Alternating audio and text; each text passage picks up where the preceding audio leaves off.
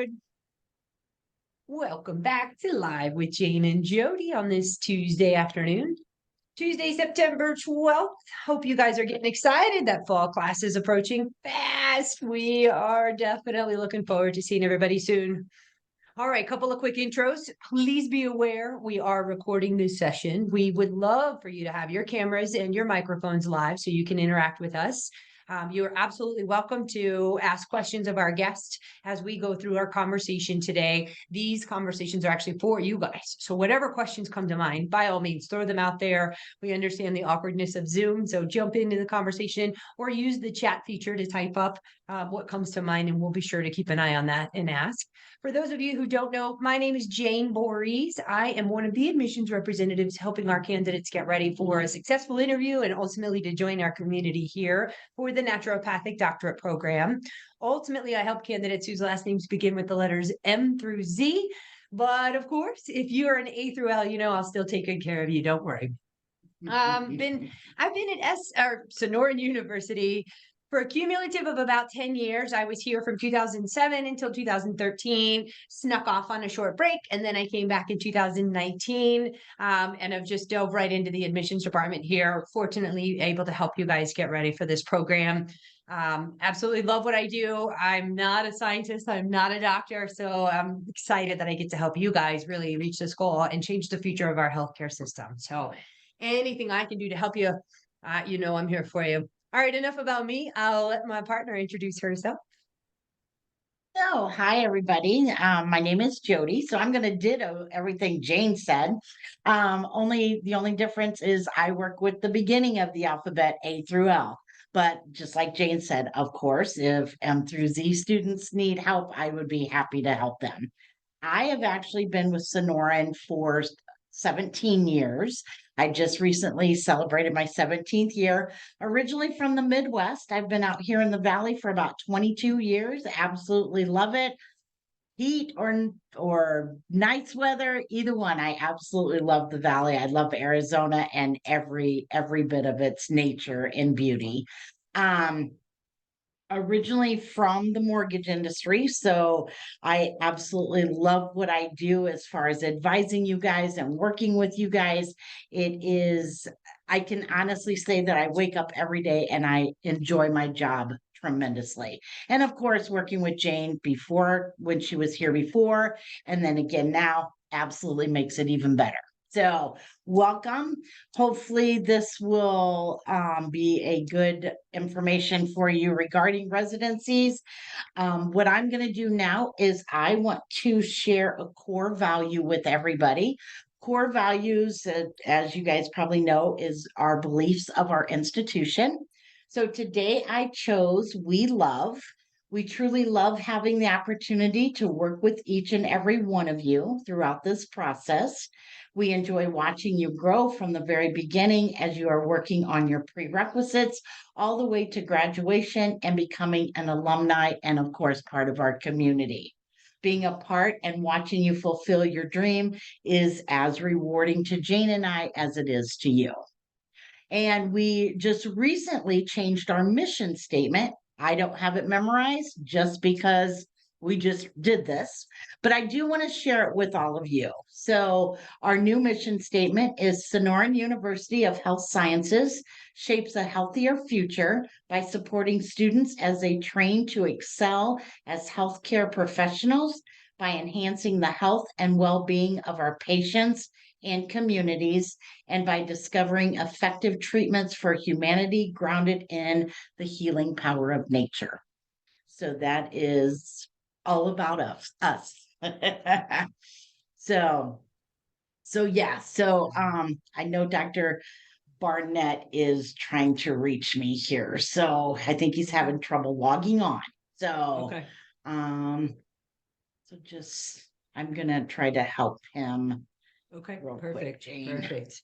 I love that. She's absolutely right. Like we love in so many aspects that hits true for us. Like number one, I love Jody as my partner here. Like she and I, we are so much on the same page in our goals for you guys and getting you here. It's a pleasure to work with her. You probably have, most of your friends that are like, oh, job sucks. I hate going to work, whatever it is. Like Jody and I are blessed every day. We get to come home and just laugh how much we love our jobs. My friends get a little bit annoyed with me by that sometimes. So I'm very fortunate of that for sure. One of the things I also heard Jody mention was whether it's the heat or nice weather.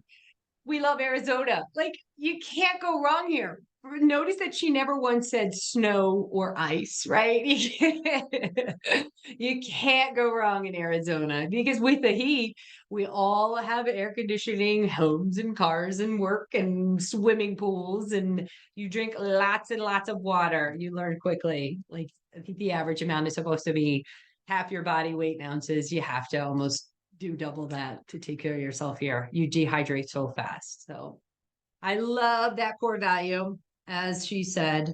All right, so we're waiting for Dr. Kevin Garnett. I'm pretty excited that you guys get to meet him today.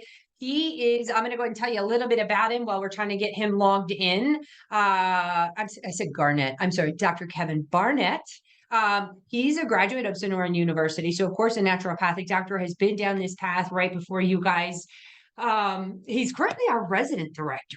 So I'm excited to learn about that and what that could look like for your future and how do we develop that. So we've got a list of some key questions we're about to ask him. But as I mentioned earlier, we want you guys to participate and throw out your questions as well. So a little bit about Dr. Barnett, originally from Iowa. Double major in his undergraduate in humanities and philosophy and religion.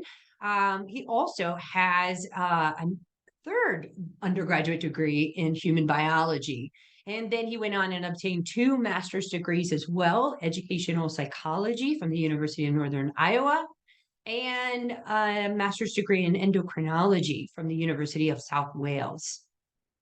And oh my goodness, this is just fascinating. If I'm not mistaken, if I'm reading this correctly, I believe he also has his doctorate in chiropractic as well as his doctorate in naturopathic medicine. So that is something that I also am always just fascinated with the individuals that I get to work with daily is lifelong learners. You guys amaze me constantly.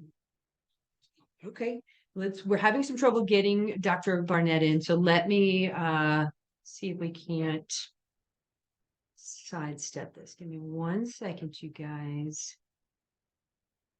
Appreciate everybody's patience. We'll get in there. Give me 1 sec.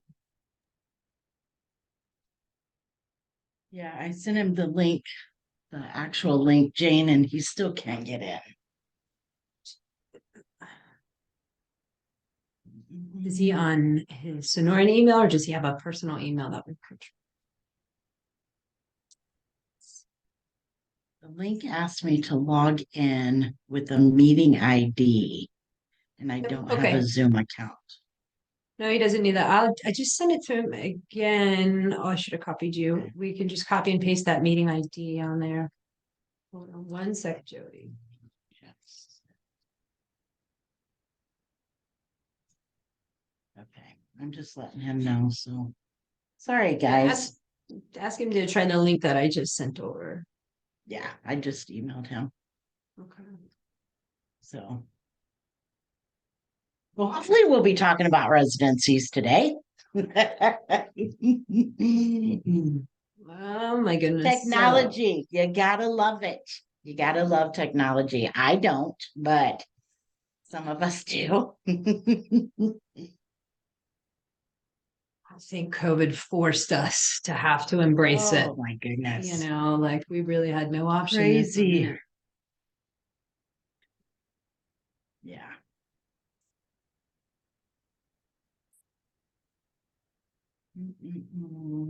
Quite a few on here today, quite a few fall students. That's some. Yep.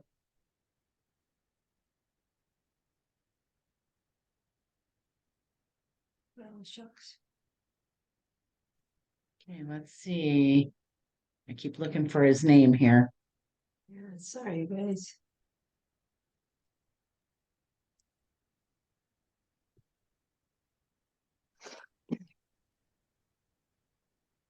All right, fingers crossed. So we've got I sent him 2 different links, so hopefully he can break through. Do you see him on Teams also, or did you have him on the phone? That's where he's emailing me and on Teams. So he's doing both. So yeah.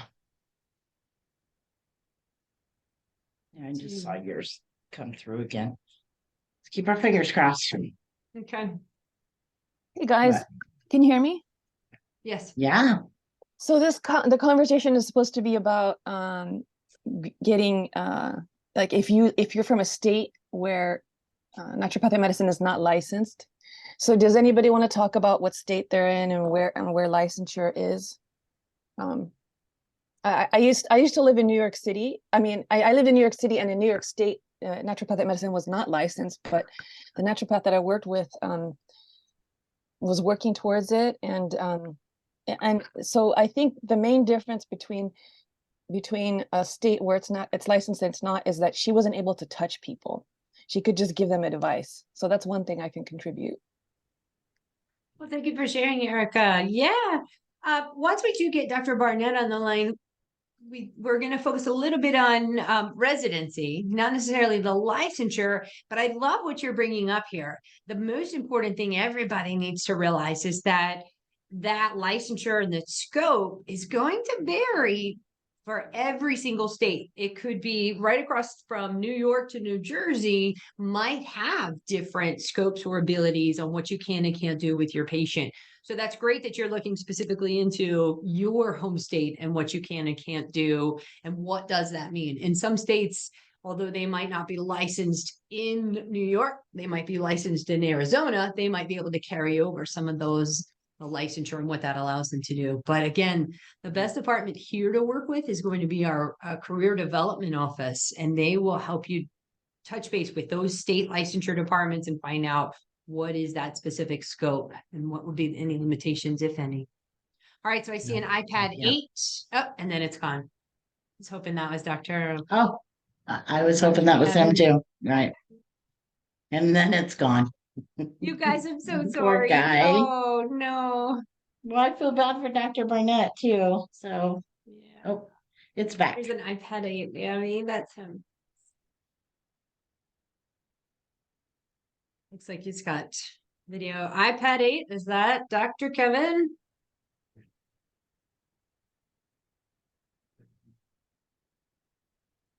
Shucks.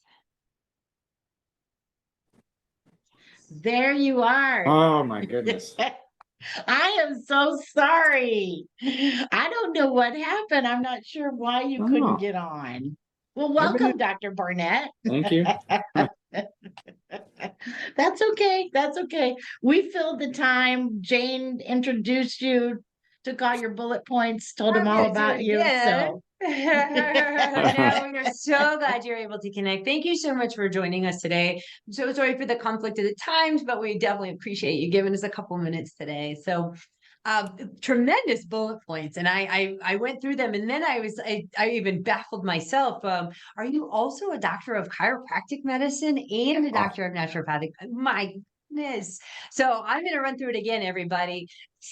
Full undergraduate majors here: bachelor's degree in humanities, bachelor's degree in philosophy and religion, a bachelor's degree in human biology, 2 master's degrees in educational psychology and in endocrinology, doctor of chiropractic medicine, and doctor of naturopathic medicine. This is wonderful. We are definitely super lucky to have you in our community, to have you overseeing our residency program. So we are super excited to learn from you today. Outside of his amazing academic career, he does actually have a few fun hobbies of backyard gardening, writing historical novels. His first novel was published this year, called The Cause of Henry Schnell. Very exciting. Thank you again, Dr. Kevin. Thank you for joining us. awesome. Thank you. Anything else you'd like to share with us about your background or what brought you here today? Well, I practiced in Iowa for 10 years, mostly to do acupuncture. I went to a chiropractic college that was pretty holistic in Minneapolis, and did a lot. I worked in research department all 4 years on how alternative medicine can complement conventional medicine, work together as a team. Then I came here And as an advanced studying student, completed a degree in toward the end of 2008, graduated at the beginning of 2000. No, sorry. Yeah, and graduated in the beginning of 2009. Went back into private practice and have been doing that with an emphasis on physical medicine and endocrinology, especially hypothyroidism, Hashimoto's. And I started working as a residency director in the fall of 2021. The pandemic was getting that extension. So me and Debbie Bickus are pretty much the main people at the college when it was kind of a ghost town, and then watching everybody slowly coming back. That's been good. Yeah. So I've enjoyed being a residency director. I have a 4-hour student shift as well. That's on Tuesday from 3 to 7. So I'm also teaching undergraduates with emphasis in physical medicine and endocrinology. And yeah, I work with the AANMC with the other residency directors under Joanne Yanez to coordinate to put on all the things leading up to the match, information sessions, and dealing with issues that come up. And I do scheduling for scheduling the residents to work with attendings and coordinate that with teaching TA positions that might happen, and coordinate some education for the residents that we do once a week for about an hour. Speakers that come in, different topics to help give them help in their residencies, help when they get done with their residency, advanced things that they review, not so much review, but to try to take it to the next level, and things that help them in practice. And we have logistics meetings once a week on issues that might come up, and to help them out with any basic practical things that happen during the residency. There's different things that they need to do in addition to attending, helping attendings, which is research and scholarly activity, and keeping track of some of the work that they're doing. Yeah. So that's Very it. good. Very good. You are a busy man. Yeah. I just figured, top okay, of it's a that, match and they're off on their own, but it's like you're just really supervising them throughout that entire year and feeding them more and more information. That's fantastic. We have a lot to learn today, So- Jody. Yeah. Go ahead. Remind me, Dr. I know, and I'm so interested in learning about the residency because believe it or not, even though I advise students, residency is not something I know a lot of. So I'm excited to have Dr. Barnett here because it's going to, I'm going to learn something as well. But I do want to step back a few minutes here. And Dr. Barnett, remind me, did you do a residency after you graduated No, SCNM at the time? No, I didn't. Okay. That's a little bit unusual. But I did do sort of a residency after chiropractic school for over a year with the doctor. It was an intensive apprenticeship, which is like a residency. Okay. It was very similar to a residency at an affiliate site. Not so much like our school where you're working under a bunch of attendings in an institution, but out in a private clinic, working under the person and intensively, gradually getting more responsibility. That's typical of a residency. So, we have the residencies at the school. And then I also supervise and approve and monitor the at our affiliate sites, which are in Arizona as well as other states, in Vermont, New Hampshire, California. Let me think of some other states that might be it right now. Besides Arizona, we have several affiliate sites in Arizona. So I keep track of those and meet with the students quarterly, and make sure that continues well. So that was sort of like that. And then my master's was kind of like that because it was more medical than, not chiropractic. So that's unusual. I've had to learn what that is. I wasn't so much interested in a residency when I graduated because I wasn't so interested in homeopathy, and our school is pretty strong in that. It seemed to me that you had to be pretty strong in homeopathy to do a residency at SCNM. That seemed to be the flavor of it. Not that it was all homeopathy, but I just wasn't, not against it or anything. I just wasn't, that wasn't my area of, I wasn't in my comfort zone in homeopathy at all when I finished. And so, and they had the regenerative medicine residency at that time. I would have gone after that, but that wasn't there. Mhm. Okay. Also, I had a family Okay. with 2 kids, and I was middle-aged and went back to school. So I felt an urgency to get back full-time into practice and to build it. And at that time, we had the recession happening, if you remember. So I Mhm, really, I I do. really felt it was important to start building up a private practice. So it wasn't so much that I wasn't interested in doing a residency, but I felt an urgency to get going again. Yeah. Okay, all right, fair enough. Things have changed since then too. We only had a few residencies, and it's really different now compared to then. There's a lot more opportunities. It's more fleshed out than it was back then. So How many total opportunities do we have now? You had mentioned yeah, Arizona plus all your additional states. How many total do you oversee? yeah, a little less than a dozen here at the school, and around that, a dozen around the country, including Arizona. So, for example, we have 6 people starting a general medicine residency this fall, and we have 1 person starting a regenerative medicine residency. We have 1 person continuing the second half of their first year of general medicine, and 1 person who's starting their second year of regenerative medicine. We have 2 people that are finishing their second year of general medicine at the school, and quite a few, maybe almost a dozen at affiliate sites that are starting residency this fall. So that's quite a few, Wow. and we're Okay, yeah. continuing to build up more residency. Some programs stop doing them. Some people are starting up, so it's always changing. Keep it Okay. growing though. That's exciting. Yeah. Yeah, How, yeah. no, go ahead, Jody. No, go ahead, Jane. No, I please. was just thinking about like the offsite ones. Uh-huh. Like how do they get involved? If I'm connected with an alumni in Georgia, how would I encourage them to Yeah, set up additional opportunities for future there, jobs? there's some universal standards that we have for all residencies, no matter which school sponsors them. So any school could sponsor a residency anywhere in the country. It isn't that we have to do them in Arizona or that Bastyr has to do them in Washington. We could be sponsoring one in Washington. They could be sponsoring one here, that sort of thing. So it's really up to them which school that they want to connect with, but the standards are pretty much the same. They ought to get a similar experience.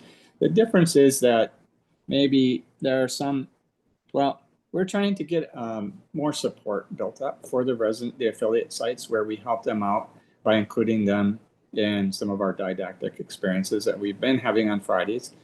And when teachers come in, people come in to speak on a topic, we'll try to include those affiliate residents, invite them to come, and if they can't come, we try to get it recorded so they can watch it later to help them with their didactic portion. And we're building a grand rounds experience that we want to start this fall. Dr. Vasquez has taken the lead in making that, and we hope to not launch that this fall. It'll probably be in evenings and be online so that people can attend. And we'd like to get the affiliate sites to have the opportunity to present at those grand rounds. So that's something that's coming on board pretty soon. So I don't know that the other schools are doing that sort of thing. So, if they want to have that, they might be more inclined to contact us to be an affiliate under us. Yeah. Gotcha. Could they be in an Nice. unlicensed state? Can you still have a residency in an unlicensed state? That's a good question. We don't have anybody in an unlicensed state, and that would be something we would have to figure out. It would still have to be somebody who's licensed somewhere. It would have to be not a traditional naturopath, but a licensed naturopath from a school who's licensed somewhere. And it would depend on the kind of experience they had, and they would have to have the full range of experience. They may have to work under, that would have to be explored and developed to make a judgment. So part of my job is to vet those, when people want to apply to have a residency program, we have to vet their ability to pay the person, supervise the person, and that they're going to be able to provide and coordinate all the experiences that are required to fulfill the standards that we have at the CNME. So yeah, that would be more difficult to do, but not necessarily impossible. Yeah. And you're still growing it. So Okay. in no time, all states are going to be there. So, yeah. Wisconsin is our Okay. newest state, not to have a, Mhm. yeah, but that's our newest state to get a license. And so, for example, the school in Chicago has had trouble because they don't have a license in Illinois, but they have a naturopathic program. I think they're probably going to set up a clinic situation in Southeast Wisconsin so they can be in a licensed state. Got it. Got it. Interesting. Okay, okay. So let's talk about, and this is where I'm curious. So let's talk about, how does the residency work? So how do students, when would they apply? Or you just talked about the match. What does that mean? Yeah, Let's so get we have into all the Mhm. technical stuff. this is it. I'm glad you brought that up because there were some students that are graduating this around the holidays, and they were worried that they Okay. weren't going to be able to, that they were off the cycle, that they would have to wait until the following fall to start a residency if they wanted to, which isn't the case because we do have the match that happens in the spring. The application starts in the winter and finishes in May, and this is where you can choose which programs to apply to that are participating in the match. And so you can interview, you can go preceptors with them and apply. And so you can, maybe you pick 3 places that you want to apply to, and you have your first choice, your second choice, and your third choice that you submit. And those clinics then will have their choices. If they interviewed 5 people, they might say this is their first choice, or second choice, and so on. And then we try to match up so that first choices match with first choices, and then so on. That happens in May, and they find out right after that. And after that, then there's what we call the post match, where we asked if any students that applied didn't match up, or any clinics didn't fill all their spots, they can have another go at it. It's not a match anymore, though. It's just a simple interview thing.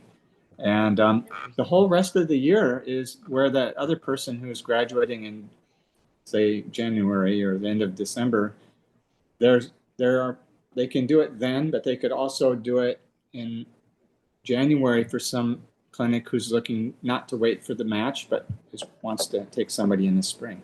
For example, we have a regenerative medicine spot that opens up in the spring and a general medicine spot that opens in the spring. It's not a part of the match.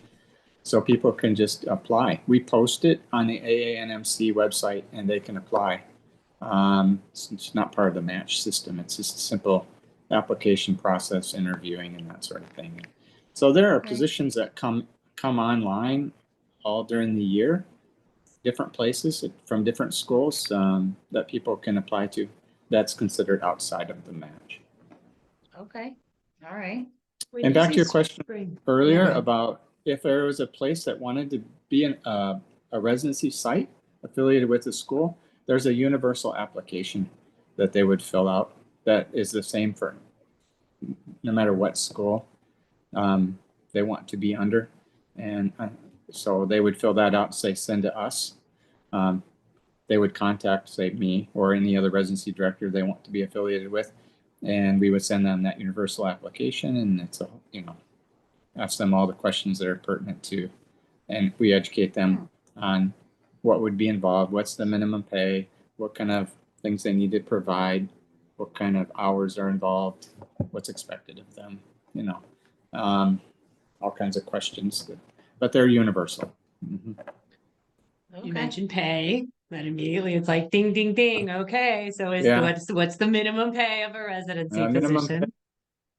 The minimum pay is a problem right now because we've been arbitrarily raising it a couple of thousand every couple of years, and really want to modify that to make it fit depending on.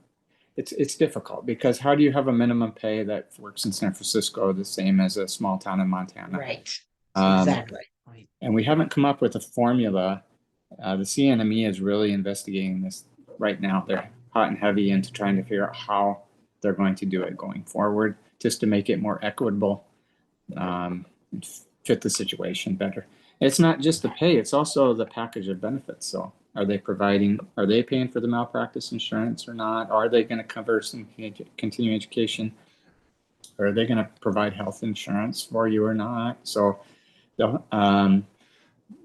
there's a place in Vermont that might be providing housing, they have a Oh, third floor above the clinic that could be used as an apartment. So that could be a huge, there's a place in California that they live there. So, okay, the pay is less. Can we pay them this, which is under the standard, because they're also getting this free housing? Is that a yes or a no? okay. So it's not a clean answer, but we're looking right now currently this year should be $40,000 a year for Okay. first year and $44,000 for a second year. And then health insurance or $300 a month stipend toward health insurance. Gotcha. Okay. Yeah. Now, Okay. California is different because they have a requirement by state law that requires that there's a higher minimum than that. Which again, if it's in San Francisco or LA or San Diego, that makes sense. But if it were in a smaller town, the clinic might not be able to afford it. Mm.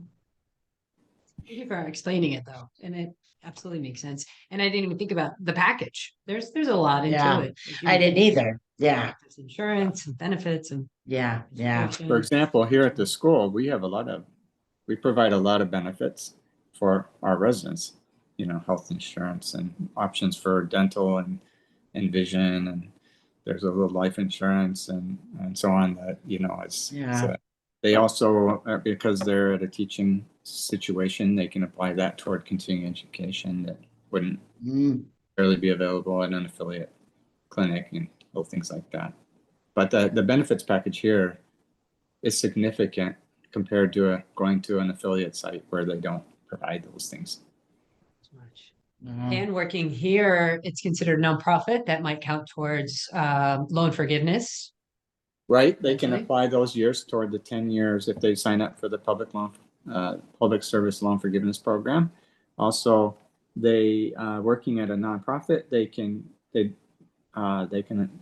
do you call it?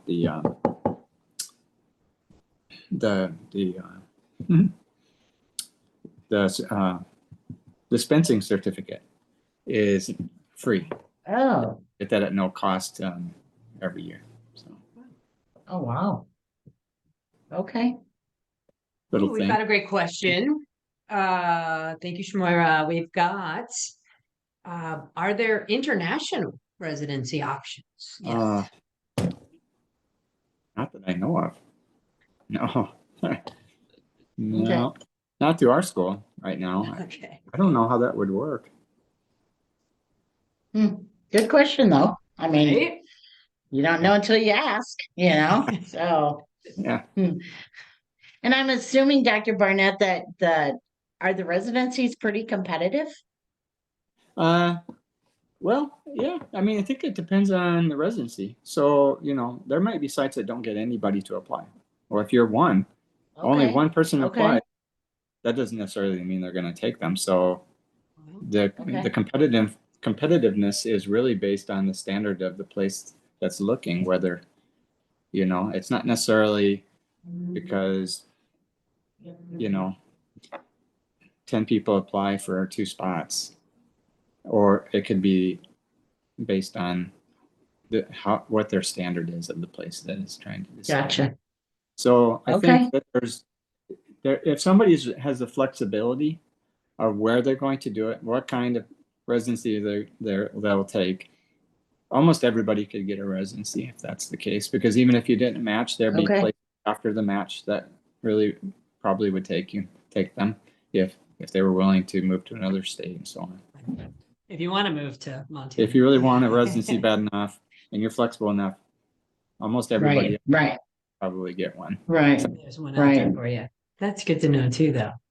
I always felt Yeah, like they were competitive exactly. and very limited. So it's great to hear that they are on the rise and more options out there. Yeah. It's awesome. See, I have always been under the impression that they're extremely competitive to where, there's not enough residencies for the amount of students that want to do them. So that's good to know. Good to know. Mhm. Awesome. With all those opportunities out there now, would you recommend it? Like, in your opinion, although Oh. you didn't choose it at the time, for new graduates today, is that something you would encourage? I did choose it in a sense that I felt like that I need more education. I felt like everybody needs more education. I think you have to be super genius gifted to feel like you don't need more education. And even then, you might be very knowledgeable and very smart, but I don't know that there's a wisdom there yet that you could see being exercised under the guidance of somebody. So, I did work under somebody else after chiropractic school, and I did get more formal education after naturopathic medicine, and I did go a lot slower into my private practice with greater caution and constantly looking to other resources to help guide me so that I went safely into practice, whereas somebody does a residency is getting that more intensively in that 1 or 2 years after that. It took me longer with greater personal effort to glean on my own. And I also came into it after years of practice as a chiropractor where I ran into lots of these diseases and so on, and continuing education added to that. And so I also did advanced practice chiropractic training and certification. I was in the first group that did that. And that was basically like naturopathic medicine for chiropractors, more or less. And so that involved a lot of continuing education and primary care types of things, and utilizing botanical medicine, clinical nutrition, advanced blood and testing and examinations, and hospital training in Philadelphia to get that. So, I did get, let's just say, I think everybody needs postgraduate education of some form, and residency is just a highly intensive or formalized way, which is great. And so it's like, maybe I want to say it's the best opportunity for everybody, but it's probably the best opportunity for most people. So why wouldn't you want to get paid? I paid for my master's degree, and I didn't make much money that first year I apprenticed because it wasn't nearly as good a deal as, and I didn't get a certificate after doing it either, from the CNME or anything. So I just don't understand why more people don't try to do a Well residency. said. Very good. Exactly. All right, good questions coming in now. So, types of residencies. Most Yeah. residencies are clinical. Any teaching, combo teaching and clinic residencies? How about research residencies with combo of research and clinical? Great question, James. Good Yeah, question. so I think that Dr. Rice is doing something like that with the homeopathy.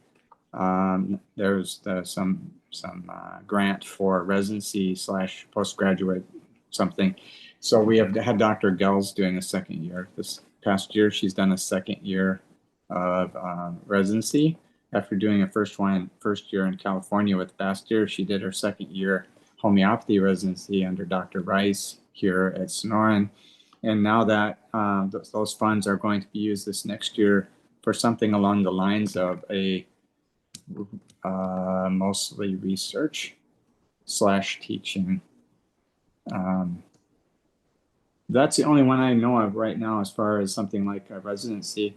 But otherwise, I would say all the institutional residencies, meaning the residencies that are done at schools like Bastyr or Sonoran or National, are combination. They are teaching. This is the thing that I think, if you want to be involved in teaching, somewhat in research, because there's a research component that's stronger at the schools than at the affiliate sites usually. Teaching and a variety of attendings that you would be working under. That's the school-based residencies. You're teaching the undergraduate medical students, supervising them. There's a lot of teaching is involved by the residents with our undergraduate and naturopathic students. I think they really appreciate that. And I think that the residents enjoy it. And the best way to learn something is to teach it. So by having the residents Exactly. teach them, I think they learn more themselves. So I think that Yeah. people have that inclination toward teaching, would love a residency at a school. And then as far as the affiliate residencies, those are the ones where they're more specific. Now, some are not specific in the sense that they're primary care, so they're general medicine. But some are very specific, like endocrinology specifically, or in the case of Dr. Timmerman's residency, it's regenerative medicine specific. Some might be women's health care or pediatrics, or some might be more allopathic leaning with a strong naturopathic component, and some are more purely naturopathic without having hardly any or little to none allopathic approaches. Some are oncology specific, for example. We don't have an oncology specific residency, but I think it's, I think maybe National sponsors one that's here in Phoenix with Envita. I used to have a residency with Cancer Treatment Centers of America, but that hasn't been active for past several years. We do have one that's kind of oncology that's up in Sedona. It's a retreat center, Sonoran Retreat, Wellness Retreat, where they do a lot of IVs, acupuncture, and food-based things for a lot of people that come and stay there for a while. Not everybody for cancer, but a lot of people. So there are community kind of clinics. We have some excellent community clinics here in Phoenix. They're serving mostly Hispanic populations without that don't have good insurance, that do kind of a combination of family practice, but often urgent care with some pretty serious diseases they deal with, like diabetes that's out of control, and people that are walking to the having heart attacks, and serious infections, and all kinds of, and they work closely with the hospital and with other medical people. So I mean, it's all over the map. So it's almost something for almost anything you're interested in. Yeah, something for everybody.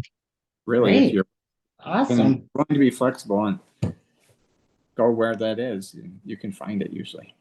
Mm-hmm.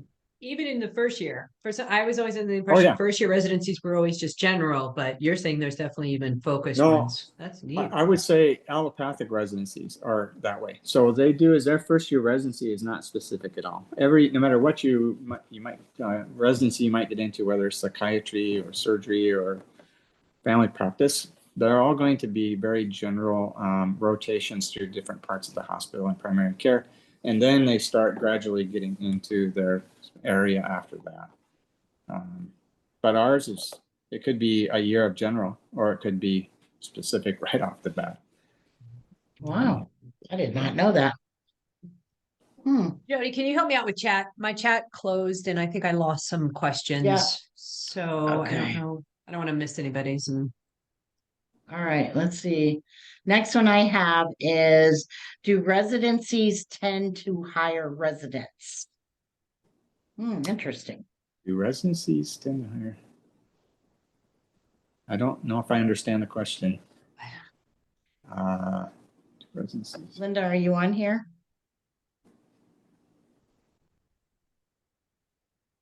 Oh, I think the question means that after the residency is over, will they be hired?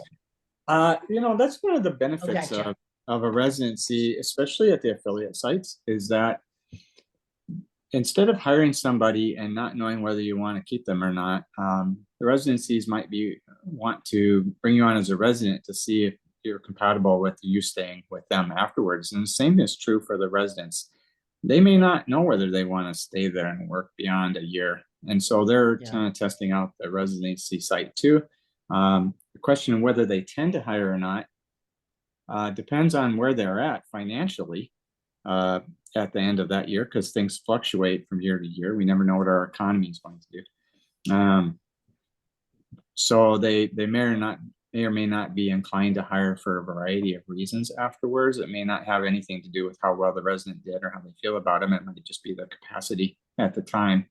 But there are several residency sites who are looking to take on a resident in part to contribute and give back to the profession, but also as a potential of bringing on somebody where they both really click with one another. And they go on to actually working there. Yeah, they're Okay, definitely good question. Okay, so, yeah. okay, very good. Awesome. My next question we have, I know we touched a little on this last time, but can we discuss the differences between residencies and fellowships? Yeah, so a residency is a residency. I mean, it's structured according to that, and fellowships has not that. That's so. Again, this is a little bit more like. So the thing that Dr. Rice is doing is a little bit more like a fellowship, but Okay. otherwise residencies are residencies, and so in allopathic medicine, they often will do a residency, say in internal medicine.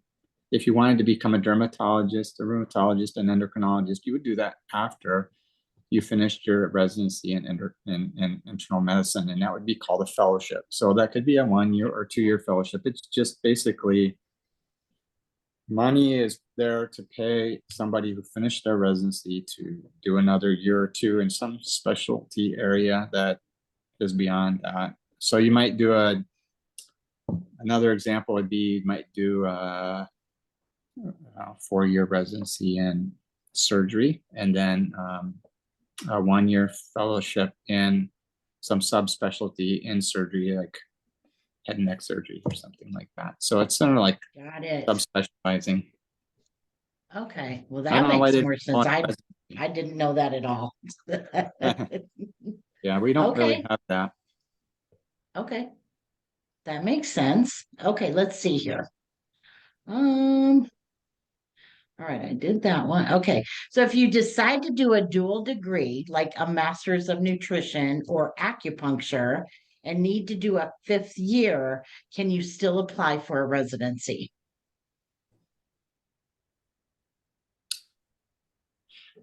Well, you can't do something like acupuncture or say chiropractic degree at the same time that you would do a residency, because the residency is full time. It would be one or the other. So I think that after you say you were at Sonoran, but you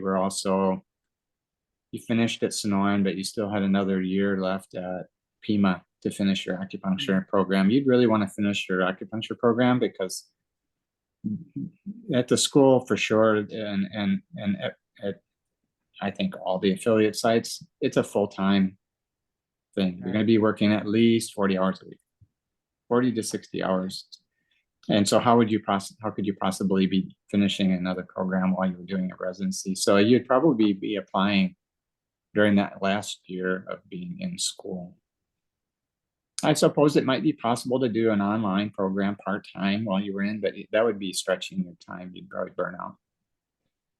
Dr. Barnett, though, once someone actually finishes that acupuncture program, then they could apply for their residency. yeah. Does it matter how long ago you graduated from ND? Is there a time lapse that you can't apply for residency after? No. No, there's no Or time anytime. limit. Most people do it a year, that year after they're done. But people could be working 5 years and then decide they want to do a residency. In fact, they've got a lot more experience under their belt. So that, I think that's a good thing. But yeah. Okay. I kind of That would makes love sense. to see that. I kind of think that doing a extra year is like a residency. I mean, they don't call it a residency, but again, it's like postgraduate education. You go on for acupuncture, you're specializing in acupuncture. It's just not structured in the same way, but it's more education. Hopefully that answered Linda's question. Now I see the Yeah, board, I Jody. think it does. It does. Can you see them now, Jane? You'd Yeah, be yeah, wanting you're to good. apply during that last year, so you could be going through that whole process, so you're ready to start the residency as soon as you finish. So let me ask you, you talked about, I wrote it down earlier, they're technically submitting their application in March. I want to go back to the timeline. So we have a graduating class in June. And I know you said there's opportunities that come up throughout the year, but ultimately they're applying to be matched the following spring, We No. have no, I'm saying that. That's what I wanted No. to get a clarity on the timeline. No. Are there two different matches You- throughout the year You or? can be applying during your last year of naturopathic school. That's when most people do. So if they're graduating in June or at the end of May, they would be applying to start in fall. So they would start their application process with the assumption that they're going to graduate and pass boards. Yeah. And that's a problem for us because we don't know. We have 6 people that are supposed to start, Right, exactly. on the 25th, but only the ones that pass boards and could start. I mean, can actually do the Right, residency. right.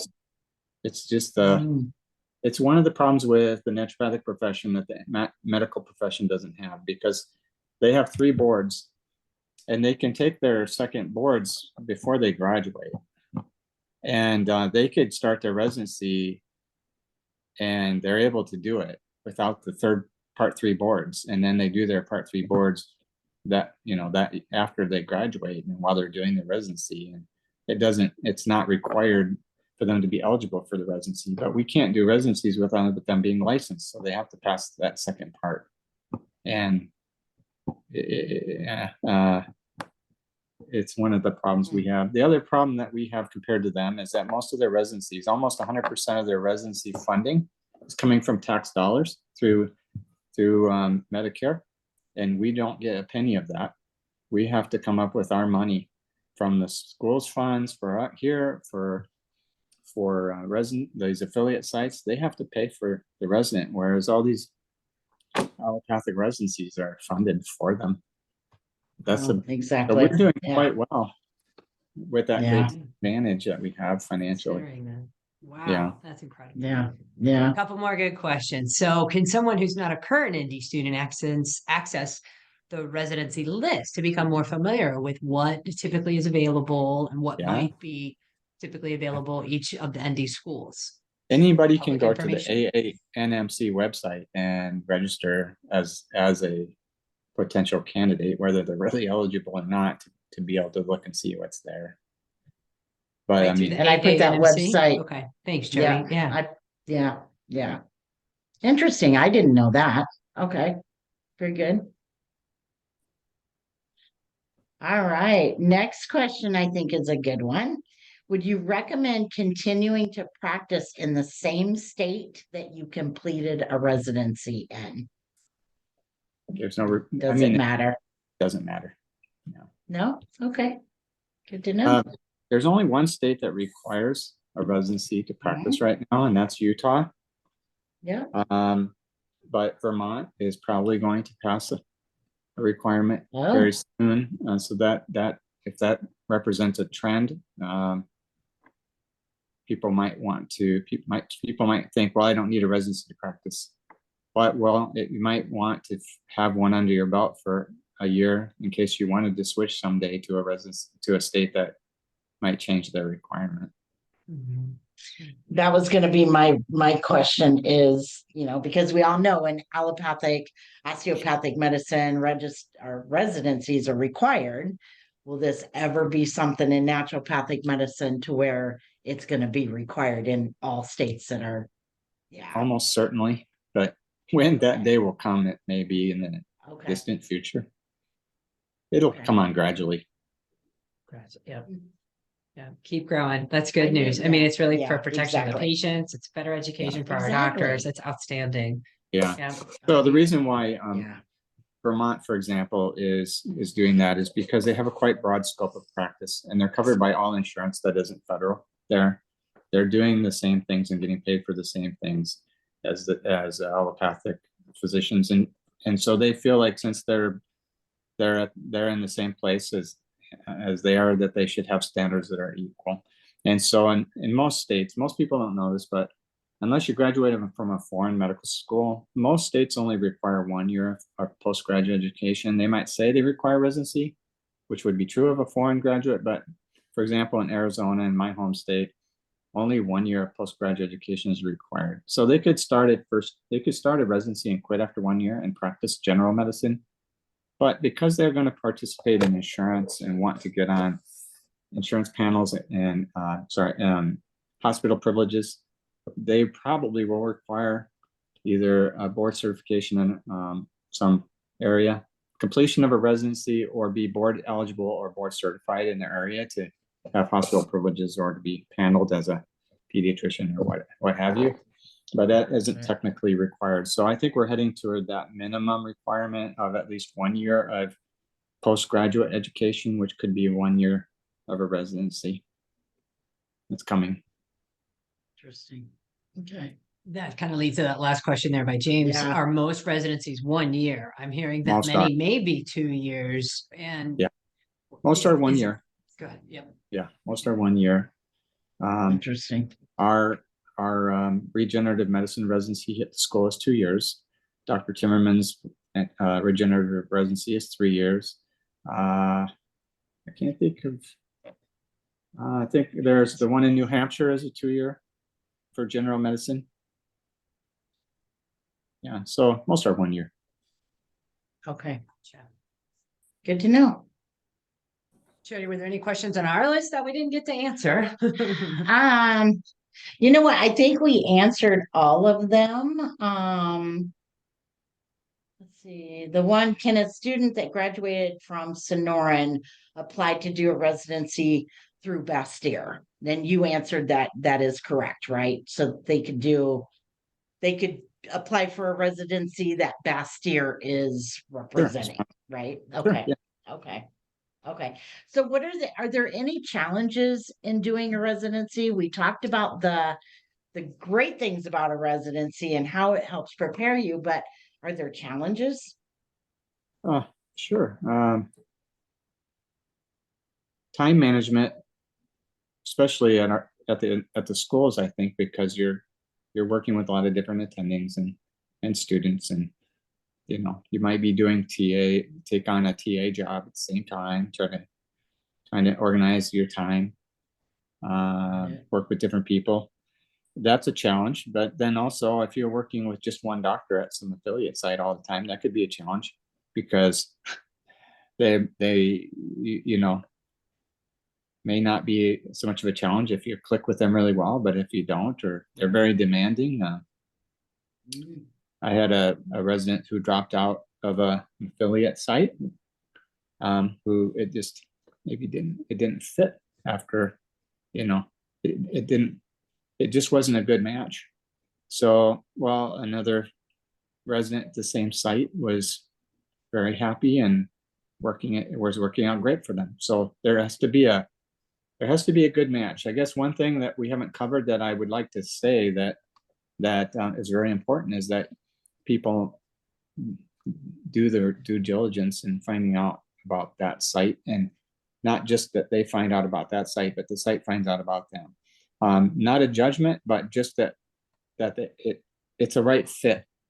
So I would suggest they spend time interviewing, observing, shadowing, preceptoring ahead of time, so that both parties know that it's a good fit, because it's nothing worse than a bad fit. Right. It's like a bad date that lasts for a year. You want to avoid that. Right. So that's the biggest challenge, I think, is just the match. I mean, not just the match, but that the match, whether it's outside the match or in the match, is a good match. Yeah, exactly. Who wants to go to work and be miserable all day? Yeah. I don't. Right. So and where you're going to very practice too. I mean, that's a benefit of picking a state where you're going to do the residency, where you're going to practice, because that's also a fit thing. Yeah. And if you get, people tend to go people tend to stay where they go to school. They also tend to stay where they do their residency. People get kind of rooted. They make friends. They have an apartment. They're familiar. And so it's kind of smart to do it that way. But then also, I mean, about the school, it's maybe not a good idea, because there tends to be a more saturation of practitioners in where there are schools. But as far as residency goes, I don't think that's necessarily the case. So. Very good. Like New England. An hour went super England's fast. Go ahead. No, New England's good because there's no schools out there, and so there's a big need, and there's not enough doctors, and but students are maybe less inclined to go from Arizona or Seattle all the way out to New England to do a residency, but they really ought to think about it. I want to touch real quick. It is 101. Thank you all so much for your time. If you're able, there's a couple more questions that came up. So if you want to give us a couple more minutes, there's a couple really good ones. If someone completes a 1-year residency, can they apply for another one? If, as you were just alluding to, if it's not a good match, can you drop that residency and reapply next year? Oh, okay. So yeah, you can't. It's an obligation contract that you would sign with the site, and if you drop out, you would become ineligible for 2 years, and then you could go somewhere because you're sort of backing out of an obligation. So it's kind of the penalty you pay. Yeah. Okay, So do your just- research. Know Yeah. where you're going. Very good advice. What was that first question? I didn't catch. If they complete a first-year residency, can they apply and do Oh, yeah. another 1-year residency? Absolutely. It may not be Okay.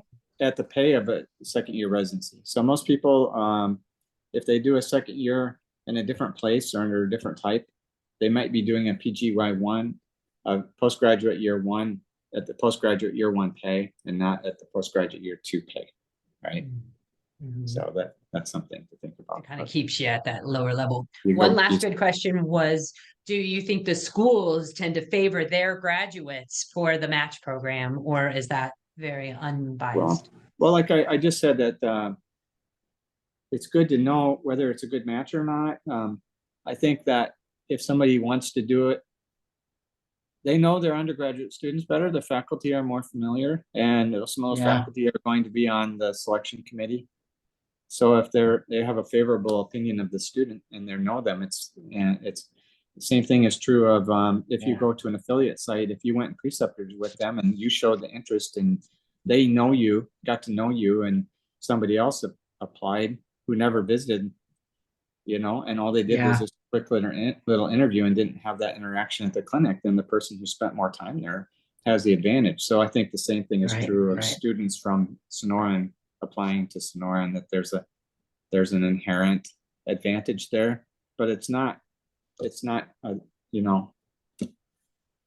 not technically any kind of bias or anything to our students. You get a bright applicant who has a good, recommendations from Bastyr coming to Sonoran. They're not necessarily at any disadvantage. I just, Hmm.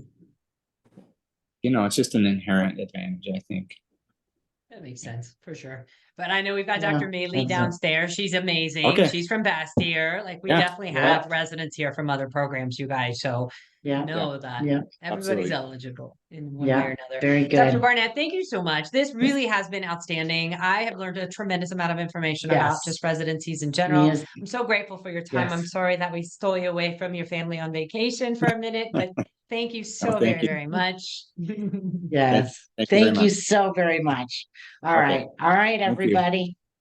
Have a great All right, everybody. afternoon. Thanks Okay. to all of our guests for joining us and the great Thank you. questions. Bye, everybody. Dr. Barnett, see you next week. Enjoy the rest of your break. Bye. Thank you.